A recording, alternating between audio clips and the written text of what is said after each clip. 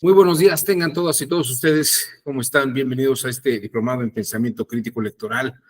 Mi nombre es Juan Abelardo Hernández Franco. El día de hoy me acompaña en el soporte técnico y moderación el licenciado Cristian Yavín Medina. Y el día de hoy vamos a hablar sobre pensamiento crítico desde los derechos humanos. Y sin duda alguna, voy tal vez a hablar sobre un aspecto que vimos al principio del programa, vimos al principio del curso, pero creo que sobre todo va a cobrar mucho sentido ahora que estamos entrando en la perspectiva de los derechos humanos. Vamos a echar un vistazo a esta lámina, que es sumamente reveladora y sugestiva. Octavio Paz, sin duda alguna, nuestro mejor, la mejor inteligencia que ha tenido México junto con San Juan Inés de la Cruz en su época, en la nuestra, yo sí creo sin duda alguna que es Octavio Paz. En un texto que se llamó Ambigüedad de la novela, curiosamente, habla sobre el pensamiento crítico y el lugar y el seno donde aparece. Y fíjense que esto es muy importante. Vean ustedes lo que señala en este ensayo. Dice, el Estado liberal se funda en la libertad de examen y en el ejercicio del espíritu crítico. Los independentistas americanos, los padres fundadores, sobre todo, que luego tendrán fuerte influencia en los revolucionarios franceses y en todos los libertadores de América, ellos están Hidalgo y Morelos, nacen en un ambiente de análisis crítico. Y precisamente esta idea de liberalismo o de Estado liberal nace con el pensamiento crítico. ¿Cómo es que a estos personajes se les ocurren estas ideas? Bueno, aquí hay dos cosas que hay que señalar y creo que es muy importante porque esto incluso va a revirar y a llevarnos a repensar muchas formas que teníamos. La primera de ellas es también ubicarnos en dónde estábamos situados políticamente, sobre todo con la idea de la monarquía que existía en el siglo XVI y que siguió en el siglo XVII e incluso que se empieza a cuestionar a principios del siglo XVIII. La condición de la monarquía traía una tradición, valga la expresión, traía consigo una tradición en la que el poder emanaba de Dios al gobernante, quien era un pastor del rebaño humano. Esta idea no es extraña porque incluso está en las páginas de el Fedón de Platón o incluso en la misma República de Platón. El Critias también de Platón lo menciona. Es decir, esta idea de que el gobernante debe de ser el eje que guíe al resto de la humanidad es un aspecto esencial de la cultura occidental del mundo antiguo, del medioevo y de principios de la era moderna. Aristóteles también lo señala, también lo marca muy bien en su ética, la ética de Nicómaco, tiene otro par de éticas, pero la ética de Nicómaco comienza con esta idea de que todas las cosas se subordinan a una primera, como la contemplación del todo y las partes, donde las partes se subordinan a un elemento esencial, que es el que dirige al resto. El ejemplo que pone Aristóteles es el del general, en torno al cual los oficiales y la tropa, los soldados, se organizan bajo sus instrucciones para que ese punto de eje determine y dirija al grupo completo y gane una batalla. De la misma forma, se piensa en una embarcación donde el piloto, el capitán, señala cuáles son los rumos que debe tomar la nave y la dirección del barco para poder llegar a buen puerto y no zozobrar en el camino. Esta misma idea también se encuentra en la naturaleza para estos autores. La abeja reina es aquella abeja en torno a la cual toda la operación de un enjambre debe de organizarse para mantener la especie. Entonces, como verán, la idea de el sentido monárquico y la dirección tienen una idea de subordinación para la sobrevivencia. Cuando aparece el Estado liberal, nace, como dice Octavio Paz, a partir del ejercicio del espíritu crítico.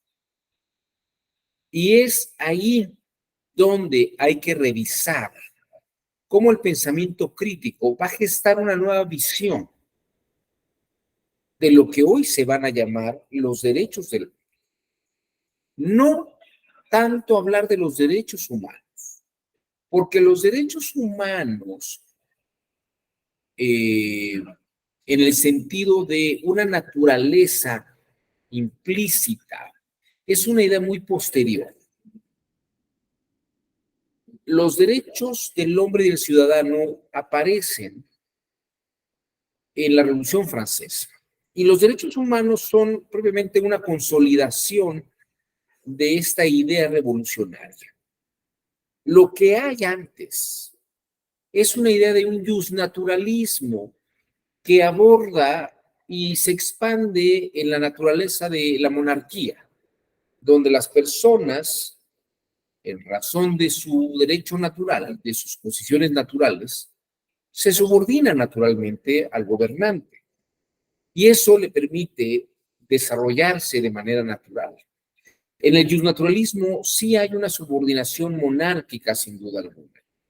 Hay una libertad facultativa, pero siempre subordinada o atendiendo en tendencia a una recta razón, que es el orden superior.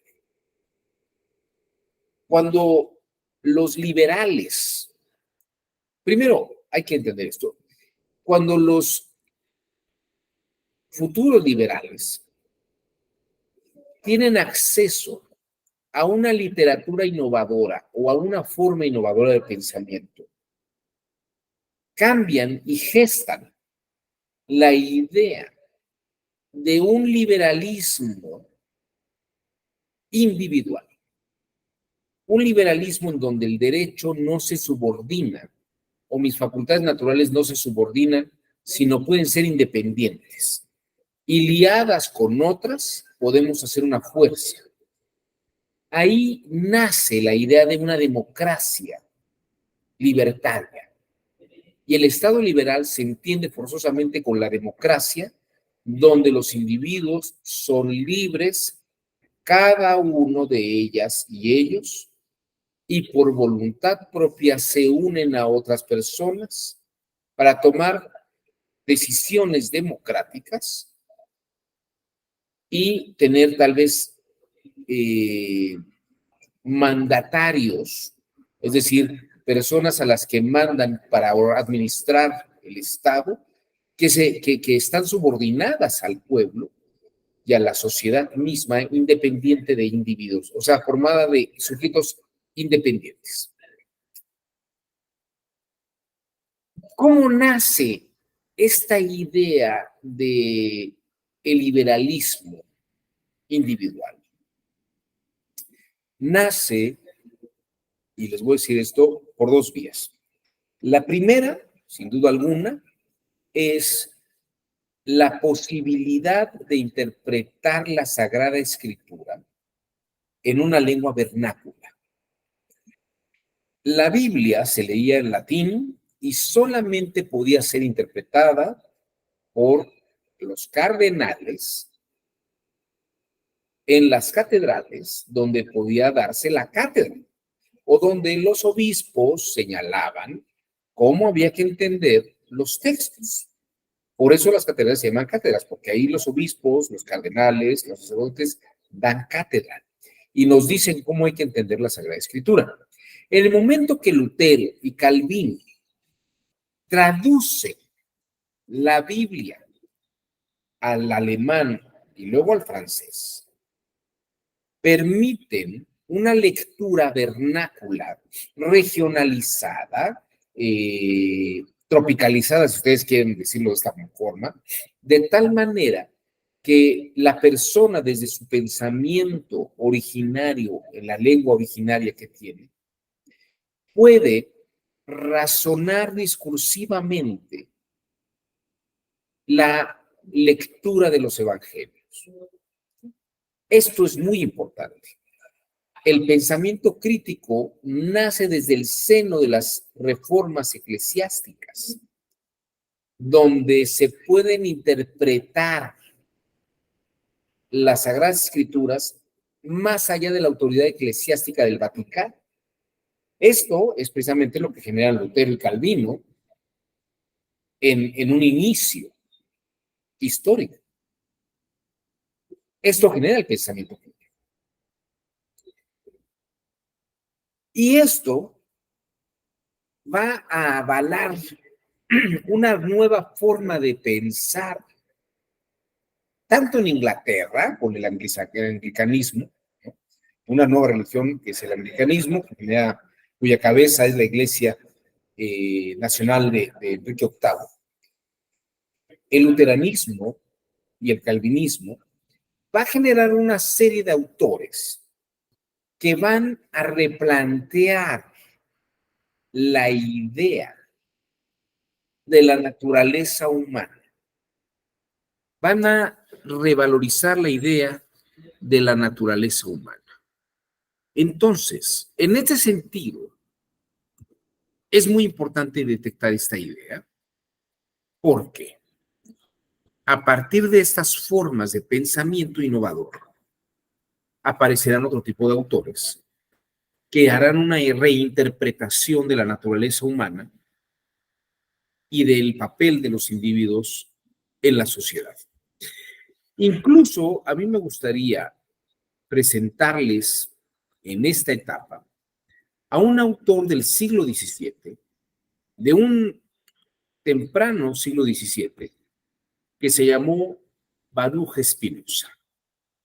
Baruch Spinoza era un judío sefardita que vivía en Holanda. Él nace y vive en Holanda. Su familia, un par de siglos atrás, había salido de España huyendo debido a la expulsión de no católicos, como judíos y musulmanes, de la península ibérica. Pero el pensamiento de Baruch Spinoza es muy importante y revelador. Sobre todo si leemos entre sus obras el Tratado Teológico Político. El Tratado Teológico Político es un ejercicio de pensamiento crítico en su época. Ya de algún modo había comenzado el pensamiento crítico René Descartes, el momento que pone duda a todo lo demás y trata de empezar de un nivel cero a entender el mundo desde la propia razón. René Descartes influye con su método y su discurso del método sobre el pensamiento libre. Baruch Spinoza, muy influenciado por la línea de René Descartes, escribe en el Tratado Teológico Político esta forma de libre interpretación crítica de las obras. En la primera parte del Tratado Teológico Político, él expone la posibilidad de libre interpretación de la Sagrada Escritura. Esto es muy revelador, porque a partir de esta forma de lectura dice, yo soy un judío, yo no tengo que seguir a la iglesia. Y dentro de la sinagoga, donde los rabinos leen e interpretan, pues lo que hay que decir es que es la interpretación de esos rabinos, pero no tiene uno que seguir necesariamente esa interpretación de los rabinos. De hecho, hay una diversidad de formas de entender la Sagrada Escritura. Y precisamente en el Tratado Teológico Político, él lo que muestra es que en la primera parte que hay una posibilidad de libre interpretación de la Sagrada Escritura por parte de los lectores de la Biblia. En la segunda parte, Baruch Spinoza se atreve a ir todavía más allá. Baruch Spinoza se atreve a decir, si esto se pudo hacer con la Biblia, con el Antiguo Testamento, en el caso de él como judío no lee los evangelios, pero sí lee el Antiguo Testamento. Los reformistas como Lutero, Calvino,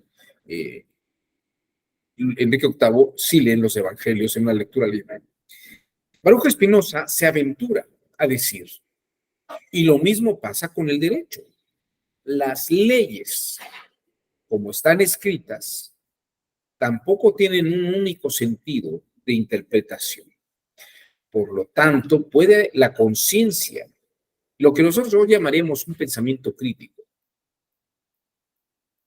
revisar el texto y adecuarlo a la realidad en la que estamos viviendo, de tal forma que pudiéramos descubrir nuevas formas de entender la ley que incluso a las y los legisladores jamás se les ocurrió. Estas ideas son sumamente reveladoras porque van a dar origen a una serie de autores que van a repensar las leyes desde una perspectiva innovadora. Y entre estas formas de entender las leyes, se habla sobre los derechos naturales que tiene la gente, como individuos independientes que se pueden asociar de manera independiente.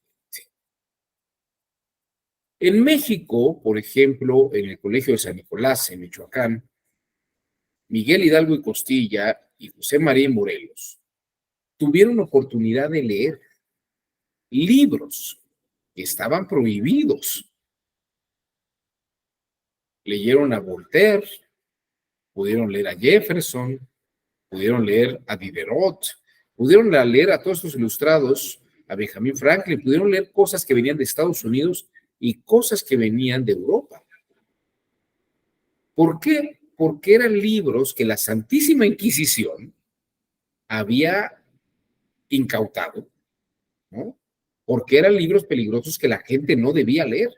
Y esos libros llegaban a México, al territorio mexicano, como libros de contrabando.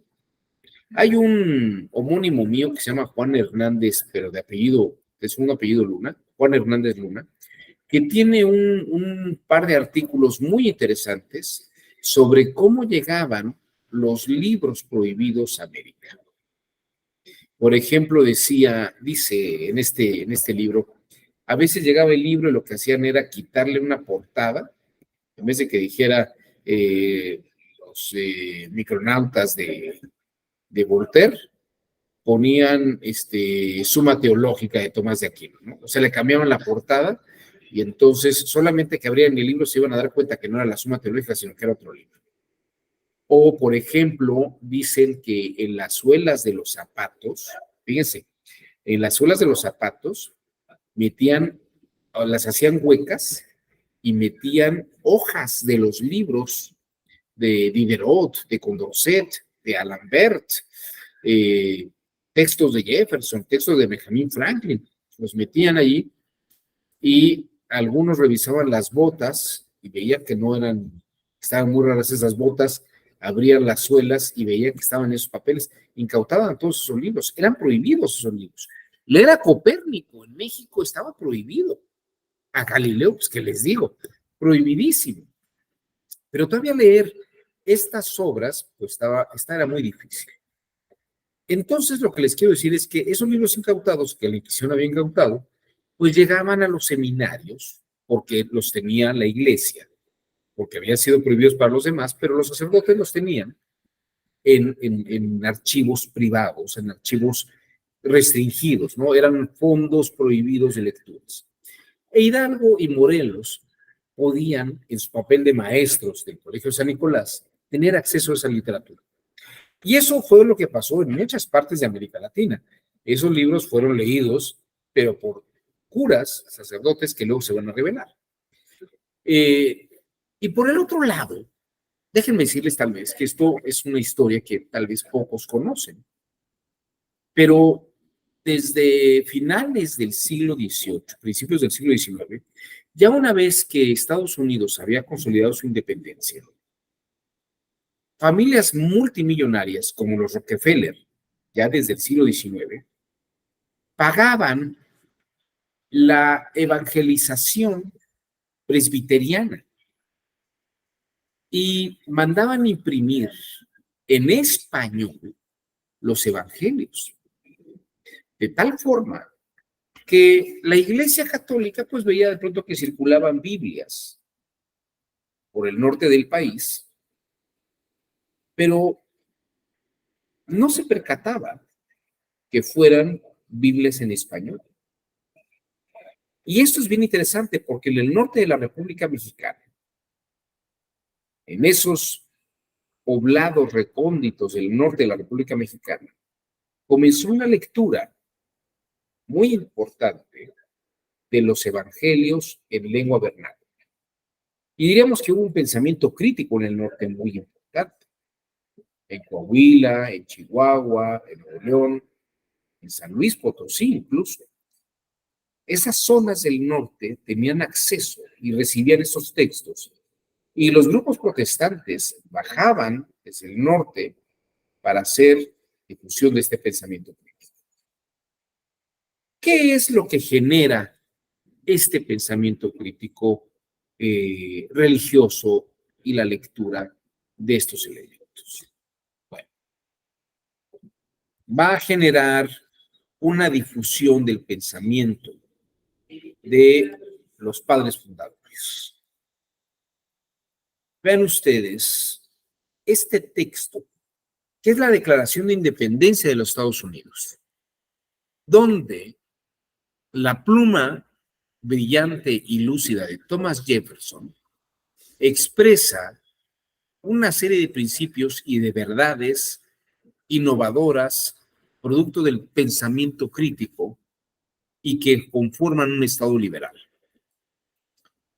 Es la declaración de independencia de una monarquía que en Inglaterra dirigía el rey Jorge III, me parece.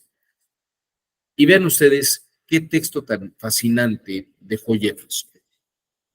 Cuando en el curso de los acontecimientos humanos, es decir, lo que va ocurriendo en la historia, se hace necesario para un pueblo disolver los vínculos políticos que lo han ligado a otro, o sea, en estos momentos históricos es necesario desvincularnos de Inglaterra, con la que estábamos ligados, y tomar entre las naciones de la tierra el puesto separado e igual que las leyes de la naturaleza, y el Dios de esa naturaleza le dan derecho, el Dios de la naturaleza. Fíjense que esta es una expresión en la que Spinoza dice, hay que hablar de la naturaleza, es decir, de Dios.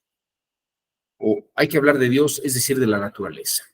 Es interesante porque en la equiparación entre Dios y la naturaleza, porque hablan de las leyes de la naturaleza y el Dios de esa naturaleza, porque el Dios es el Dios de la naturaleza y es el Dios, o sea que es la naturaleza misma.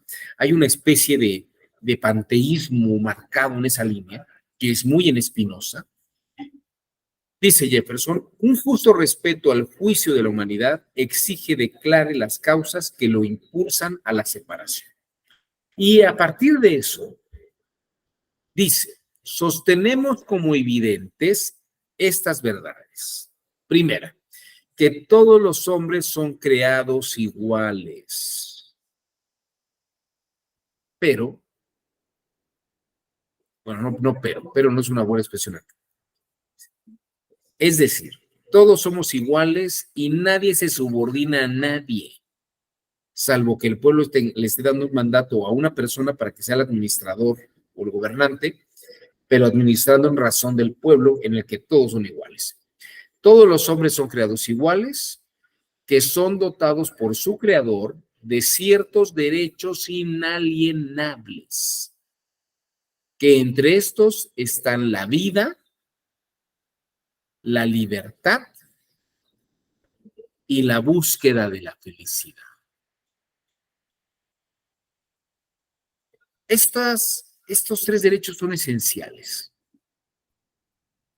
Ahorita voy a regresar a esto, pero quiero que vean ustedes que con estos tres derechos que se declaran como derechos inalienables, el pensamiento crítico está sentando la base de lo que serán los derechos del hombre y del ciudadano y luego los derechos humanos.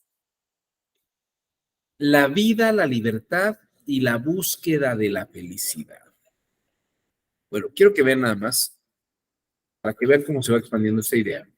Esta es la Declaración de los Derechos del Hombre y del Ciudadano de 1789, en la que se habla de estos mismos derechos en otro lugar.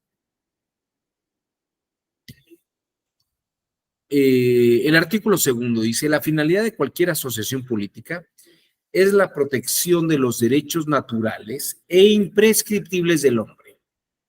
Tales derechos son la libertad, la propiedad, la seguridad y la resistencia a la opresión.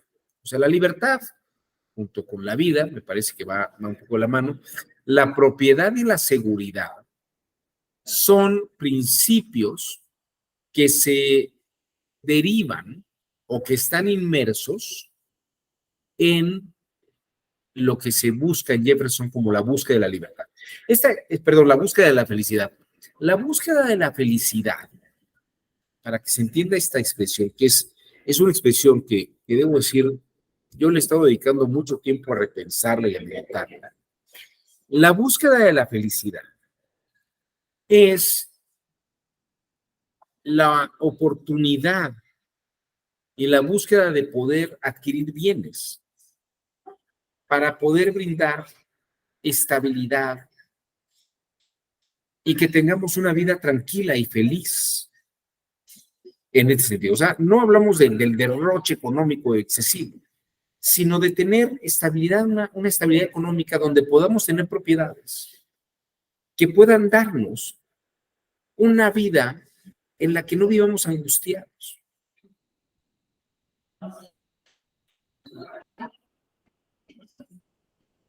El Padre Nuestro en arameo, hay una cosa bien bonita aquí, el Padre Nuestro en arameo, cuando habla, el arameo era una lengua muy pragmática. El Padre Nuestro en arameo lo que nos dice es, en vez de líbranos del mal, ese famoso líbranos del mal, en realidad es un líbranos de las deudas. O sea, la expresión que en arameo se señala, líbranos del mal, es no nos hagas llegar al extremo de que caigamos en pedir préstamos y que tengamos que subordinarnos a una esclavitud para poder sacar adelante el alimento y el sustento de la familia. La búsqueda de la felicidad es lo que en ese Padre Nuestro equivale a líbranos del mal. Líbranos de las deudas en arameo, dice el Padre Nuestro, que es como lo recitaba Jesús originalmente. Pero ya la Iglesia Católica y la traducción al latín prefirió presentarlo como algo más genérico y abstracto. Entonces hablaban de líbranos del mal, pero el mal en abstracto. Entre ellos las deudas podrían ser. Y aquí hay un punto interesante, porque la búsqueda de la felicidad es precisamente que tengamos esta soltura y esta libertad económica. En ese sentido, hay una película maravillosa, un poco fuerte para mí, pero es una película muy ilustrativa de la búsqueda de la felicidad, que de hecho se llama La búsqueda de la felicidad.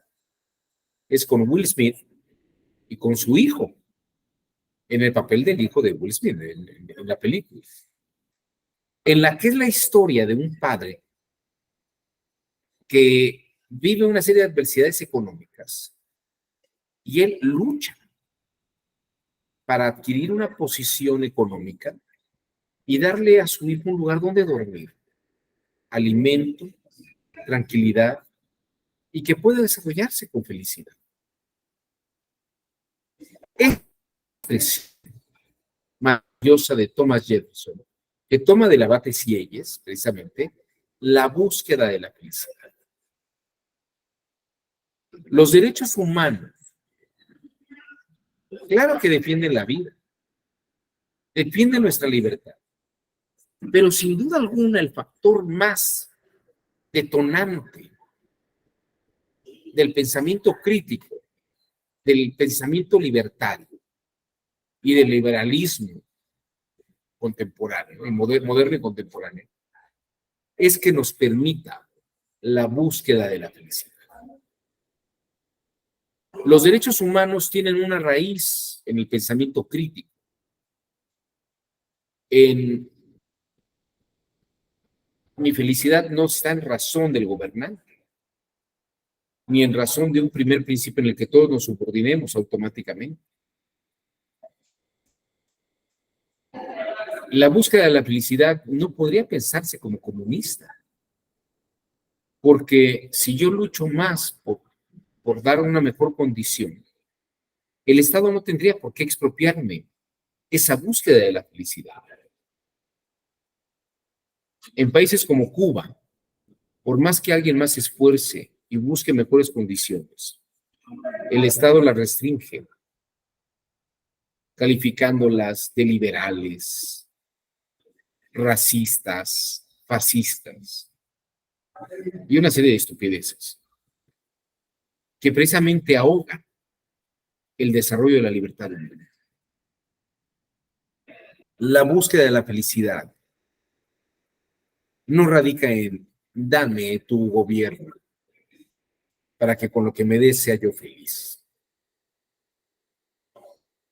porque mi libertad está subordinada a la monarquía. En ese sentido, el sistema socialista es un sistema promonárquico que ahoga la búsqueda de la felicidad. El pensamiento crítico,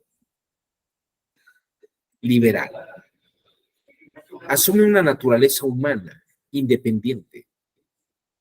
Claro, ustedes me van a decir, no existe el ser humano independiente, porque todos necesitamos un poco de todos. Claro, pero en el liberalismo puede una persona coexistir con otras personas independientes y cada uno buscar su felicidad. De hecho, esta idea también es desarrollada por Adam Smith, quien era profesor de ética en Inglaterra. La teoría económica, como la conocemos actualmente, y la cátedra de economía, es un saber que deriva de la ética. Y es que la ética busca desarrollo del carácter de las personas. Y ese desarrollo del carácter de las personas es en razón, fíjense lo que voy a decir, el carácter que se busca con el comportamiento ético es que la gente pueda tener una búsqueda de la felicidad, alcanzar la felicidad. La ética es el objeto de la felicidad. Y el liberalismo encuentra que la ética, lo que busca como felicidad en la tradición, es la no necesidad de satisfactores básicos. Un lugar donde vivir, qué comer, no tener enfermedades. Esta es la búsqueda de la felicidad. Pero si un Estado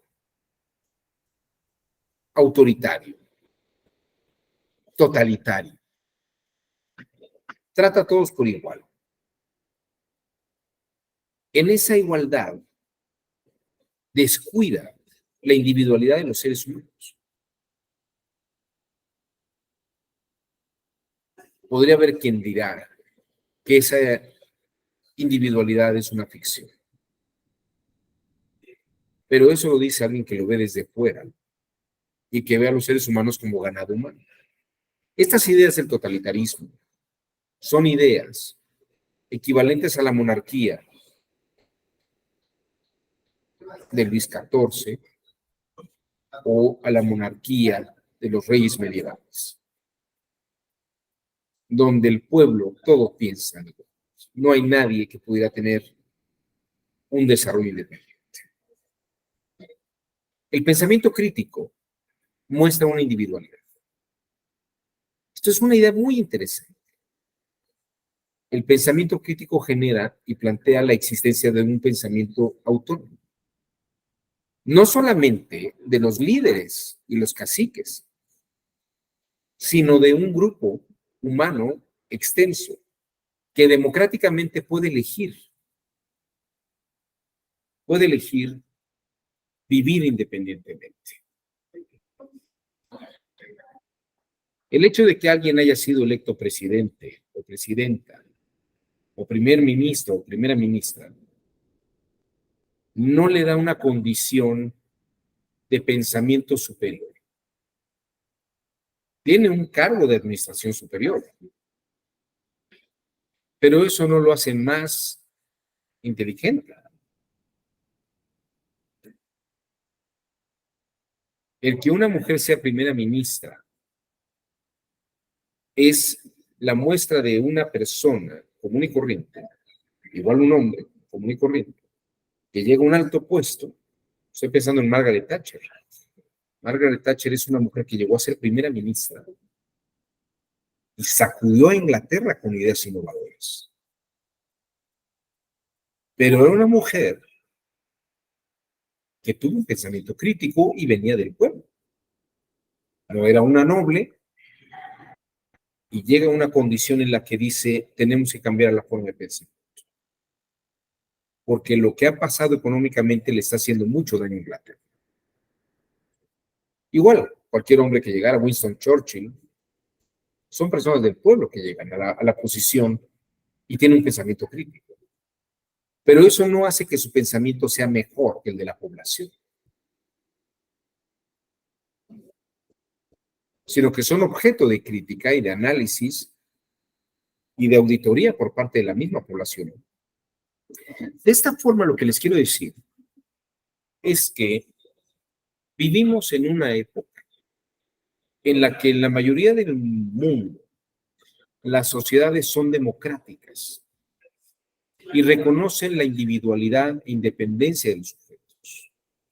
Y una muestra de esa independencia e individualidad de los sujetos se manifiesta en redes sociales, donde incluso podemos decir que una vida no se parece en absoluto a la otra.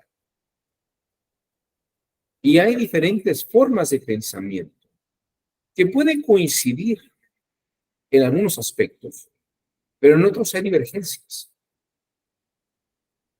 La búsqueda de la felicidad es la búsqueda del desarrollo y la plenitud de los individuos. Y aquí está el eslabón que conecta el pensamiento crítico con los derechos humanos. Los derechos humanos, de hecho, solamente pueden existir vinculados al pensamiento crítico. En un estado totalitario no puede haber pensamiento crítico. De hecho, difícilmente se puede hablar de derechos humanos en un sistema socialista o comunista. Mao Zedong hablaba de los derechos humanos como una idea burguesa. Y en todo caso hablaba sobre el bienestar del pueblo. Hablar del bienestar individual es un peligro en un sistema comunal o societario. El sistema comunal, comunista, socialista, asume una condición de igualdad del pueblo, pero no el desarrollo individual de la gente. El pensamiento del sistema totalitario asume que el pueblo crea lo mismo y que aquellos que no piensen como la mayoría del pueblo son disidentes, son un peligro. Esta forma responde a un atavismo muy peculiar, donde los individuos funcionan en manadas como los primates, donde siempre hay una cabeza líder que subordina la voluntad de los otros. Y aunque eso lo tenemos todos los primates, incluyendo los seres humanos, hay un salto importante en el mundo de los seres humanos que no existe en el mundo de los primates, que es la visión de individualidad del yo individual desde un punto de vista de pensamiento crítico. Y aquí les diría que esta cosa, esta individualidad del pensamiento crítico, se gesta en una libre interpretación del texto. En la libre interpretación del texto bíblico, la persona puede decir, el que lee libremente la Biblia, puede decir, Dios que está a través del texto me dice esto a mí. No sé si te lo diga a ti, pero a mí me está diciendo esto. Cuando yo abro las páginas del Evangelio en un momento de tristeza y angustia, abro la página que me indica el azar objetivo divino y lo que leo en ese momento, Dios me lo está diciendo a mí y lo interpreto. No para la comunidad y no para el pueblo. Solamente que fuera un rabino o una comunidad, pero eso no. Entonces quiero que vean ustedes, estas son las características que genera el pensamiento crítico en torno a los derechos humanos. Los derechos humanos son objeto de una naturaleza democrática, donde el pensamiento crítico es un factor esencial. No puede haber democracia sin pensamiento crítico. Y no puede haber derechos humanos si no hay democracia y pensamiento crítico. Por lo menos en la forma en que lo entendemos en nuestro mundo actual. Yo no sé si hasta este punto todo lo que he dicho y he comentado hace sentido o les muestra alguna idea de qué mundo tenemos actualmente y dónde estamos parados. No sé si alguien quisiera decir algo, ¿no? Bueno. Gerardo Martínez levantó la mano. Adelante, Gerardo, te escuchamos. Buenos días, todas y a todos. Interesante, me llama mucho la atención el concepto de felicidad. Sobre todo como lo menciona, asociado, como lo percibo, mejor dicho, asociado a la satisfacción de las necesidades elementales. En un principio, supongo. Sí, claro. Hoy en día diríamos que quienes están satisfaciendo sus necesidades principales, básicas, son felices. Me parece que el concepto de felicidad incluso no es una meta, son diversas etapas, diversos caminos o diversos estadios que va uno alcanzando y que cuando uno llega a ellos está satisfecho, se crean otras necesidades y otros objetivos a alcanzar que lo hacen a uno otra vez feliz en otro momento. Por eso me llama la atención el concepto de felicidad, y sí entiendo que en un principio pudo haber estado asociado a la satisfacción de las necesidades básicas. Hoy, desde luego, hay una buena parte de la humanidad que no tiene satisfechas esas necesidades básicas. Diríamos, está en busca de la felicidad. Eso me llama la atención, ese concepto de felicidad. Otro tema, ya con los últimos minutos de la disertación, me queda un poco más claro. Iba yo a decir, entonces, ¿qué es primero? ¿El huevo o la gallina? ¿El pensamiento crítico o la democracia o el pensamiento crítico y los derechos humanos? ¿No? ¿Qué es primero? Me llama la atención también el punto de partida de que comienza, yo diría, no a aparecer el pensamiento crítico con la presentación de las Sagradas Escrituras en otro idioma, sino que es un detonante. Sí. Por eso creo que entonces el pensamiento crítico es primero. Allí está, subyace, y viene un detonante que le permite manifestarse. En aquel entonces fueron la traducción a una lengua diferente de las escrituras. Y eso me lleva a pensar, entonces, ¿qué surge? ¿Cómo se crea en el sujeto el pensamiento crítico? Debe haber un motor, debe haber algunas condiciones que lo hagan estar en esa necesidad y que llegue un detonante y le permita manifestarlo. Esos dos conceptos son los que me han llamado mucho la atención esta mañana. Gracias. Muchas gracias, Gerardo. Muy interesante todo lo que has dicho. Yo te diría de entrada que lo que detona el pensamiento crítico es la lectura y la libre interpretación de la lectura. Eso es un fenómeno histórico muy importante. La lectura antes de la imprenta era solamente, bueno, hay dos etapas muy importantes. Antes de la Edad Media, la lectura y la escritura solamente era una actividad de esclavos. Aristóteles y Platón jamás escribieron ni una línea, ni una línea. Ellos dictaban y los esclavos transcribían y luego leían lo que decían. Eran como computadoras. Era un pensamiento que estructuraba. Ahora, piensen ustedes que Platón y Aristóteles no eran liberales. Platón y Aristóteles eran monárquicos, totalmente, pro-monárquicos. La República de Platón es un texto pro-monárquico, absolutamente. Y luego en la Edad Media, los monjes que transcribían los textos desarrollan un incipiente pensamiento crítico. Y es interesante porque las primeras obras teológicas, es decir, comentarios a la Sagrada Escritura, se dan precisamente en los conventos y los monasterios.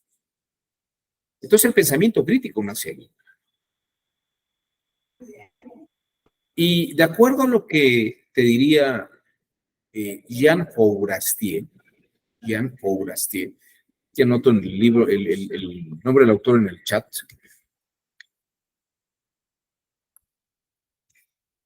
Jean Fourastier. Este autor dice, no hay un desarrollo económico individual de la gente como existe en el siglo XX. Los antiguos romanos, los griegos, solamente algunos, los privilegios medievales, solamente una pequeña parte de población, menos del 1 o 2% de la población, iba a los baños, podía entretenerse con tiempo libre, porque el tiempo libre no existía. El circo romano era algo que se daba solamente en ciertas épocas. Pero la gente, ir al circo romano era parte de la vida social. Pero si querían ir a un entretenimiento, como si las obras de teatro se pudieran aquí, como tú llegas al cine y ves cualquier función y te metes a la sala, eso no existía. Porque además incluso la gente no podía pagarlo. La mayoría de la población no tenía estos privilegios. La mayoría de la población no tenía acceso a la lectura. Solamente hasta que aparece la imprenta, estamos hablando del 1519, 1520, solamente hasta que aparece la imprenta, empieza a haber una divulgación de libros. Y va a tardar casi 200 años, el desarrollo de un pensamiento individual de los sujetos, porque el libro, fíjate que el libro es maravilloso. El libro es una cosa que puedes guardarte y llevártela donde quieras. La puedes cargar. Abre si hay un conocimiento dentro del libro. Antes no se podía hacer eso. El monje tenía que estar dentro de la biblioteca y leer el texto dentro de la biblioteca. Pero el momento que hay un libro impreso, yo puedo llevar un conocimiento y adquirirlo sentado en el metro. Y puedo debatir con el autor en mi mente. Pero eso es una cosa que solamente aparecerá. Yo te diría 100 años después de la aparición de la imprenta. Porque imagínate cuánta humanidad hay y cuánta gente puede empezar a leer un libro independientemente. Descartes, Galileo, Copérnico, el mismo Baruch Spinoza, empezaron a tener sus propias bibliotecas en el siglo XVII. Sor Juana Inés de la Cruz tuvo su propia biblioteca en el siglo XVII. Es la época de la gestación del pensamiento crítico. Y en esa gestación del pensamiento crítico surgen las ideas de libertad. De libertad y de independencia humana. Tal vez te diría que a pesar de que se gestó, a la humanidad todavía le falta leer mucho esto. En la India, Mohandas Gandhi expande un pensamiento que él tuvo oportunidad de leer, pero millones de hindúes no tenían libros para leer. Martin Luther King lee a Gandhi, por ejemplo, ¿no? Las grandes luchas de los derechos civiles se pelean todavía. Yo creo que el tema de los derechos humanos es un tema de gestación y coincido contigo. Primero es el pensamiento crítico, luego esta idea de libertad. Y habría que repensar, y tal vez ahí donde dices, si la búsqueda de la felicidad tiene que ver con bienes materiales. Y me parece que en el fondo tal vez sí es algo de esto, pero si quieres lo platicamos después, en otra sesión. Creo que algo de esto sí es posible, porque cuando hablamos del bienestar de la población, hablamos sobre darles salud, medicamentos, canasta básica. Creo que algo de eso hay en todo esto. Pero eso lo discutiremos y lo platicaremos en otra sesión. Por unos motivos técnicos tengo que terminar la sesión en este momento. Les agradezco a todas y a todos su generoso tiempo y seguiremos en este diplomado de pensamiento crítico electoral. Que tengan muy buena mañana.